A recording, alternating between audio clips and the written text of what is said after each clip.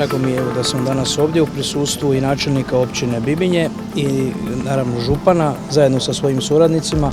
Ovdje je najvažnija tema izmještanje postojeće željezničke pruge koja prolazi samim centrom Bibinja, što je naravno ograničavajući faktor i za razvoj, ali i s aspekta sigurnosti nešto što trebamo što prije promijeniti.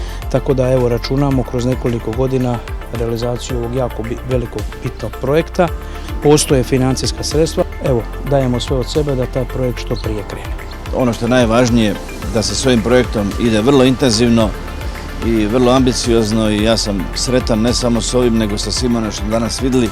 Nadam se da nakon dugo vremena što ovaj projekt bio u stanju mirovanja da je došlo vrijeme i prvi konkretan potez da će se ići na dobivanje lokacijske dozvole, a da će se onda tražiti načini za financiranje izgradnje zaobilaznice Bibinje. Mislim da za općinu Bibinje ovaj projekt povijesni projekat i mislim da ako se on realizira, u što ne sumnjam da će se realizirati, da će Bibinje prodisati punim plućima. Ta nesretna pruga nas je praktički presjekla na pola. Mislim da paralelno sa obnovom pruge Zadar-Knin moramo raditi na ubrzanju procesa da se što prije krene i u izgradnju obilaznice Bibinje.